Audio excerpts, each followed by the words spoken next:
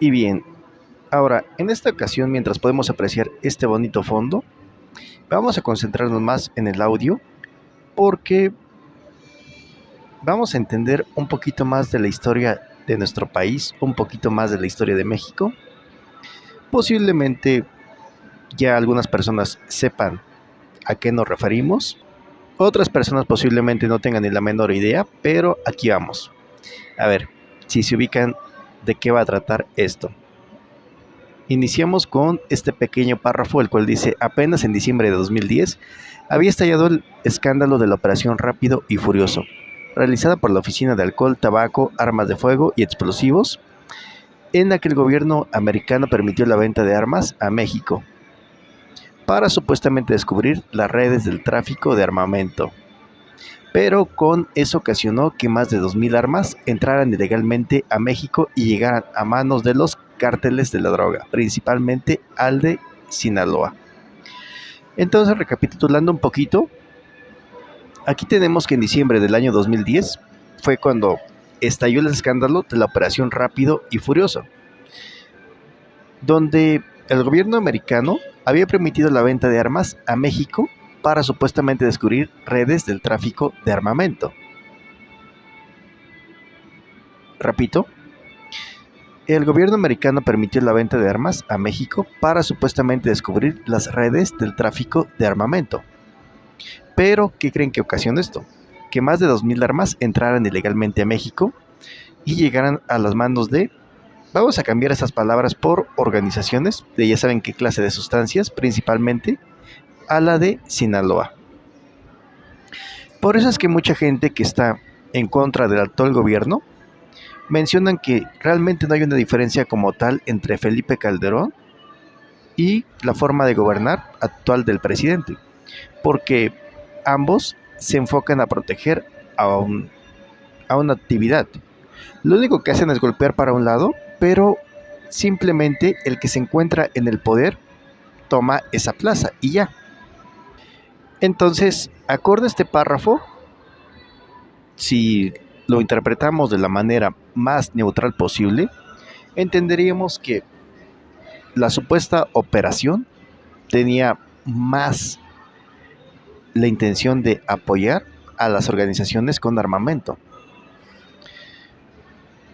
Entonces tenemos que un personaje reveló que esa misma noche en el restaurante que Vicentillo se había reunido con la DEA horas antes de su detención en 2009 en el Hotel María Isabel Sheraton de la Ciudad de México, ubicado a un costado de la Embajada de Estados Unidos. El encuentro era parte de los acuerdos entre la organización de Sinaloa y diversas agencias americanas. Nos despedimos, tenía que regresar de inmediato a México. Le dije que si tenía pruebas documentales de los acuerdos o acciones judiciales, publicaría la historia y seguiría el caso hasta el final. No era de los periodistas que buscaban el escándalo de un día y luego otro. Era una corredora de fondo, no de velocidad.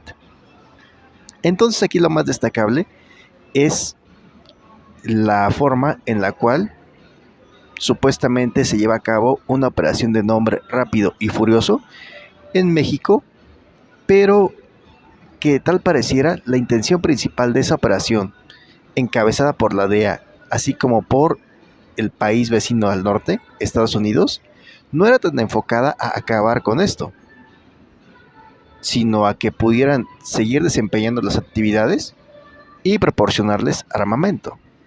Entonces, continuando con esta investigación, pues aquí tenemos que le compartieron a esta persona documentos y hechos, los cuales publicó en algunos reportajes. Ahora también a ello le sumamos que el hijo del Mayo quería hacer valer su defensa, el argumento de autoridad pública, señalando que por medio de los acuerdos entre la DEA y el FBI estaba implícito un permiso para traficar, por lo cual no podían juzgarlo. Por supuesto, la fiscalía no aceptó ese argumento. No lo aceptaría jamás. En cambio, llegaron a otro convenio. Vicentillo se hizo testigo colaborador, es decir, reveló información sobre miembros de la organización de Sinaloa que el gobierno de Estados Unidos usaría para iniciar procesos criminales y detenciones. Esto es lo que siempre hemos comentado. Por una parte, podrían preguntarse por qué parecería que en el día a día algunas cosas son tan complicadas. Lo que pasa es que dentro de esa misma línea o dentro de esa misma historia o dentro de esa misma secuencia, por una parte tenemos supuestamente los que son los buenos y por otra parte los que son los malos. Sin embargo, la meta o el punto de llegada de ambos es el mismo, solamente aparentan ser oposición, pero es una oposición controlada. Entonces aquí es cuando se da a conocer información por medio de un artículo sobre el tema que se publicó en marzo del 2011, el cual lleva por nombre Más rápido y más furioso. Y ahí se dan a conocer los escritos que la defensa presentó ante la corte, donde se afirmaba que miembros de la organización de Sinaloa habían llegado a acuerdos con autoridades americanas, en lo que ellos tendrían inmunidad a cambio de dar información de las organizaciones criminales enemigas. A este reportaje le siguieron muchos. Así que una de las declaraciones o uno de los temas que podemos tratar o hacer énfasis en esto sería, por ejemplo, el siguiente. Desde que he estado cooperando con el gobierno de los Estados Unidos, el gobierno me ha dado ayuda para reubicar a ciertos miembros de la familia de México en Estados Unidos. Sé que mi familia estaría en un peligro de ser asesinados si cierta gente de la que he hablado hoy se entera. Ahora, en esta información podemos destacar dos frases escritas muy significativas. El 99% de la PGR son corruptos. No hay siquiera uno que no tome dinero. Así como una que le escuchó decir a su padre: trabajamos para el gobierno, nos traen a la carrera y aparte trabajando para ellos. Esas frases me resuenan constantemente, más cuando se ven operativos como el arresto de Ovidio Guzmán López, hijo del Chapo, ocurrido en octubre del 2019, quien tiene cargos criminales en Estados Unidos. Lo tenían ya detenido y lo dejaron ir con la justificación de que sus huestes habían superado al Estado. A través de los escritos de Vicentillo se entiende que eso no fue un accidente o casualidad. Así que podemos ubicarnos en el tiempo y espacio en el cual fue detenido precisamente el hijo del Chapo aquí en México. ¿Y qué fue lo que pasó? Que simplemente fue liberado como si nunca hubiera ocurrido esa detención. ¿Por qué? Porque realmente era superado en número, no, sino porque había acuerdos. Ahora, para ubicarnos un poco más en esta situación, escuchemos el siguiente párrafo que dice: a la par, las narraciones del Hijo del Mayo dejaban ver su inteligencia, su tristeza y a veces su ironía mordaz, su anhelo de ser libre, su conflicto interno de pertenecer al cártel y a la vez repudiarlo, de amar a su padre y querer estar cerca y al mismo tiempo darse cuenta de que cada día se transformaba en un criminal como él. El Mayo decidió convertirse en narcotraficante, mientras que Vicentillo nació cuando su padre ya era el rey de las drogas. Más poderoso que ningún otro, por encima del legendario Amado Carrillo Fuentes, el Señor de los Cielos. Así que con esto nos vamos ubicando en el tiempo y espacio de los personajes para esta historia, la cual nos ayudará mucho a entender la situación de México y de varios otros temas o escenarios que después lleguemos a analizar.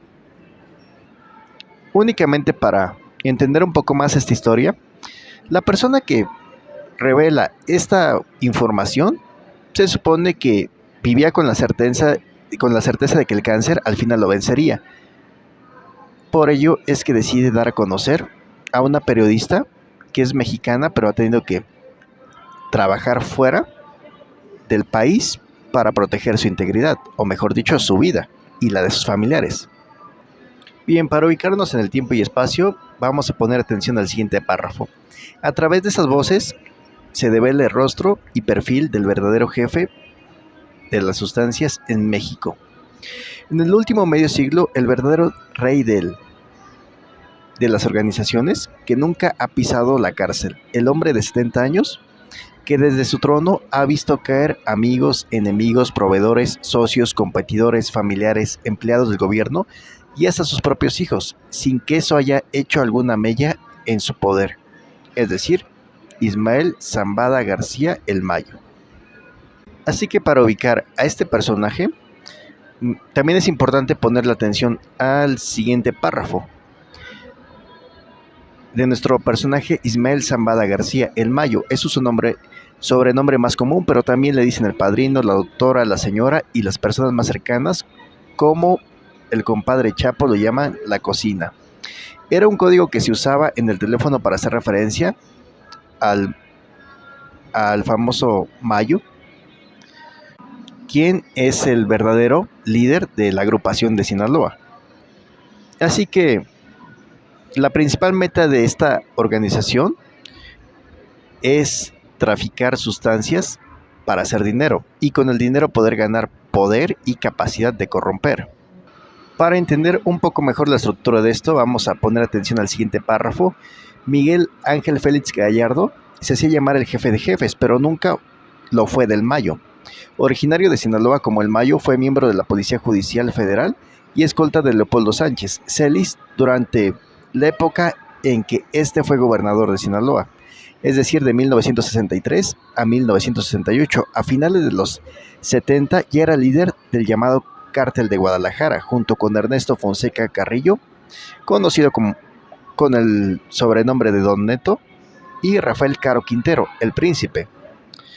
Estableció negocios con la poderosa organización de Pablo Escobar. El emporio criminal se fue a la ruina cuando le quitaron la vida al agente de la DEA, Enrique Camarena, en 1985, en complicidad con la CIA. Todos fueron detenidos, dando cabida a otros imperios visibles, mientras hubo uno que movía todos los hilos desde atrás. El Mayo y Félix Gallardo llegaron a hacer negocios en común, pero el primero tenía ya su propio imperio independiente. Entonces, con este párrafo que acabamos de escuchar, podemos entender un poquito más cómo estaba la relación con los personajes desde hace algunas décadas. Incluso recuerden, se habló hace poco tiempo, hace unas cuantas semanas, acerca de la detención de Caro Quintero. Ahora, para entender un poquito más la organización, tenemos que Joaquín Guzmán Loera, el Chapo, es originario de La Tuna, en Badiraguato, Sinaloa. Cuando el Mayo era ya un jefe, él era un empleador de Félix Gallardo y luego de Amado Carrillo. En 1993, su nombre saltó a la fama mundial porque el gobierno de Carlos Salinas de Gortari lo responsabilizó falsamente de haber estado involucrado en el fuego cruzado, donde fue privado de la vida el cardenal Juan Jesús Posadas Ocampo en el Aeropuerto Internacional de Guadalajara, junto con los hermanos Arellano Félix, para quien el Chapo se había convertido en un problema porque era violento y le gustaba llamar la atención. Lo traicionó y le dio al gobierno su paradero para seguir con su negocio criminal sin inconvenientes. Lo malo es que lo disfrutó poco. En 1997 falleció en la plancha de un hospital de la Ciudad de México cuando intentó someterse a una liposucción y cirugía facial para transformar su obesa figura. En realidad, la razón por la cual se hizo una cirugía facial o trató de llevar a cabo una cirugía facial era para ya no ser reconocido. Y ahí, en teoría, es cuando pierde la vida. Repito, en teoría, en 1997. Este personaje. Ahora, para ubicarnos también en tiempo y espacio, los hermanos Beltrán Leiva, originarios de la comunidad de La Palma, también en Badiraguato, son primos del Chapo. Son 9 en total, 5 varones y 3 mujeres. Trabajaron mucho tiempo para el Mayo. Los 3 hombres más conocidos, Arturo, Alfredo y Héctor, eran inseparables y la lealtad entre ellos inquebrantable hasta la muerte. Les llamaban los 3 caballeros. Arturo fue quien ayudó al Chapo a independizarse de su padre cruel, quien lo golpeaba y explotaba llevándolo a la siembra y cosecha de la sustancia para luego despilfarrar el dinero en alcohol y prostitutas. Fueron los Beltrán Leiva quienes ayudaron al Chapo en su primer siembra de marihuana cuando apenas tenía 13 o 14 años.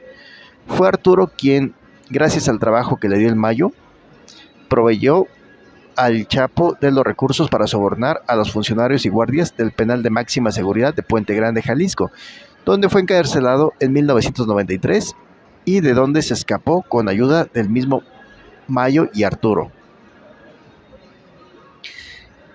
Bueno, pues con esto que les acabo de mencionar ya ubicamos un poquito más el panorama, cómo está dividido o cómo desde tiempos que corresponden a décadas, aquí en México ha estado muy bien determinado el control en la parte norte, en la parte centro, en la parte sur de la República Mexicana.